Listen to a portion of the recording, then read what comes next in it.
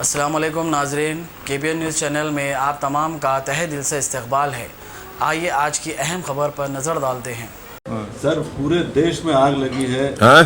पूरे देश क्यों? में आग अरे मत बोलिए साहब, क्या ऐसा मत बोलिए, ऐसा मत बोलिए। मेन ये है कि जो रूमर्स है उसके चलते ज़्यादातर लोगों को CAA के बारे में नहीं मालूम है, अफवाहें जो आ रही है, जबकि साफ तौर पर कहा गया था कि जो भी इंडियन मुसलमान है उसको कुछ नहीं होगा, लेकिन यहाँ के मुसलमान भी सोचते हैं कि उनको निकाला जा रहा है।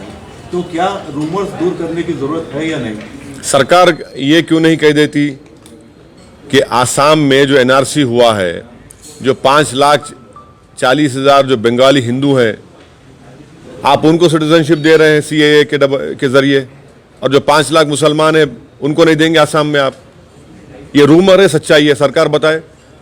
उन्हीं का फाइनेंस मिनिस्टर हेमंत बिस्व शर्मा कहता है कि जो बंगाली हिंदू का नाम नहीं आया आसाम में उनको CAA सिटीजनशिप दे देंगे। फिर क्या है? ये रूमर है। ये रूमर कौन क्रिएट कर रहा है? आप कंफ्यूजन क्रिएट कर रहे हैं, आप डिस्क्रिमिनेशन कर रहे हैं, आप मजहब के नाम पर कानून बनाते हैं और फिर आप बोलते हैं, शिकायत भी करते हैं। गलती आप करते हैं और पूरा माहौल आप बनाते हैं। लेकिन जिस प्रकार से आग लग रही है सभी जगह पूरे स्टेट्स में, तो क्या आप एक संदेश देना चाहेंगे? आप गलत कह रहे हैं। ऑनरेबल MOS स्टेट जनाब किशन रेड्डी ने कहा कि सिर्फ 2 ही स्टेट में गड़बड़ हुई, पूरा देश अमन में है। नहीं कहा उन्होंने क्या कहा कि लखनऊ में हुई, मंगलुरु में हुई। तो होम मिनिस्टर किशन रेड्डी ने कहा यकीनन हम कंडेम करते हैं जो वायलेंस हुआ है, चाहे वो अहमदाबाद में हो, चाहे वो मंगलुरु में हो, चाहे वो लखनऊ में हो।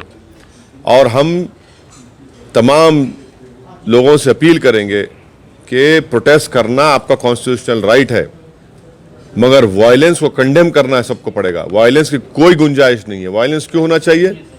वायलेंस हरगिज़ ना हो।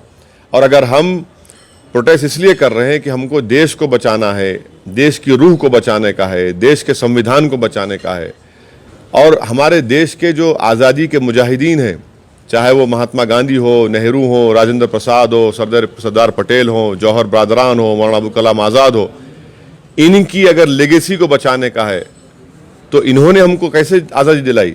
नॉन वायलेंस जरिए दिलाई।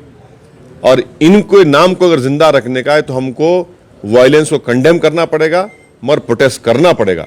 वायलेंस होगा तो फिर हम तो गलत काम कर रहे हैं, ये कंडेमनेबल है।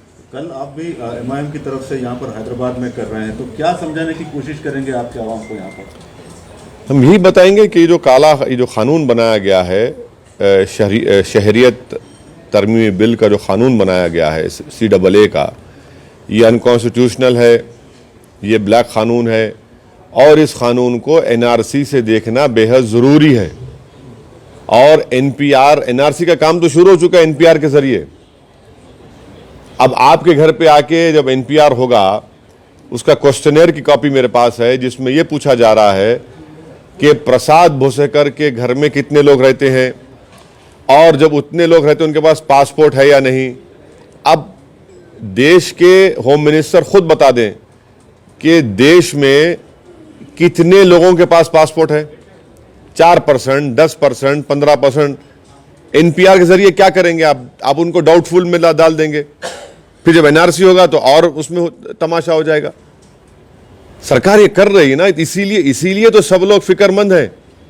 पहले तो देश के बारे में फिक्रमंद है कि ऐसा आपने काला कानून बनाया मजहब की बुनियाद पर, यह खुद गलत है। लेकिन आप एक संदेश देना चाहेंगे सर, क्योंकि आपकी बात यकीनन मैं आपने अच्छा सवाल किया। मैंने हमेशा वायलेंस को कंडेम किया।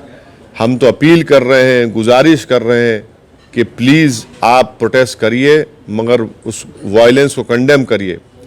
खामोश मत रहिए, मगर तशद्दुद को होने मत दीजिए। ये बहुत ज़रूरी है। अगर इस प्रोटेस्ट को कामयाब होना है तो उसको नॉन वायलेंट रखना बहुत सबकी जिम्मेदारी है। और इतने लोग जब आकर प्रोटेस्ट कर रहे हैं, गिरफ्तार हो रहे हैं, और जहां पर वायलेंस की बात आती है तो आपको और हमको और पूरी देश की जनता को, आवाम को, जामे मिलिया में मिनाजुद्दीन को मारकर उसकी एक आंख चली गई उसको कंडेम करना चाहिए। अलीगढ़ मुस्लिम यूनिवर्सिटी का एक मासूम बच्चा उसके हाथ को एम्पुटेट करना, उसको कंडेम करना चाहिए। जो कुछ बिल्कुल वो भी कंडेम होना चाहिए। जो कुछ जामिया में लाइब्रेरी में अंदर घुसकर टीयर गैस फेंका गया, उसको कंडेम होना चाहिए। बच्चियों के हॉस्टल में घुसकर उनसे बदतमीजी की गई, उसको कंडेम करना चाहिए। हर वायलेंस को कंडेम करना चाहिए। A1 टाउनशिप की एक और नई पेशकश, जहांगीर पीर दरगाह से 2 किलोमीटर पहले मल्टीनेशनल कंपनीज के करीब, जो कि बिल्कुल आबादी से लगा हुआ, बेंगलोर हाईवे से सिर्फ 5.5 किलोमीटर, बीटी रोड से लगा हुआ, तमाम डेवलपमेंट के साथ 5,50,000 में 100 गज का प्लॉट। A1 टाउनशिप में आपका ये छोटा सा इन्वेस्टमेंट आपका और आपके बच्चों का मुस्तकबिल बदल सकता है। आज ही तशरीफ लाएं और A1 टाउनशिप के इस प्रोजेक्ट से फायदा उठाएं। Office at pillar number 235 opposite fisheries department, Rajendra Nagar, Hyderabad. अगर आपने हमारे चैनल को अभी तक सब्सक्राइब नहीं किया है तो यहाँ पर रेड कलर का सब्सक्राइब बटन दिख रहा है, उसे क्लिक करें और हमारे चैनल को सब्सक्राइब कीजिए और साथ ही साथ बेल आइकन को भी क्लिक कीजिए, जिससे आपको ताज़ा अपडेट मिलती रहे।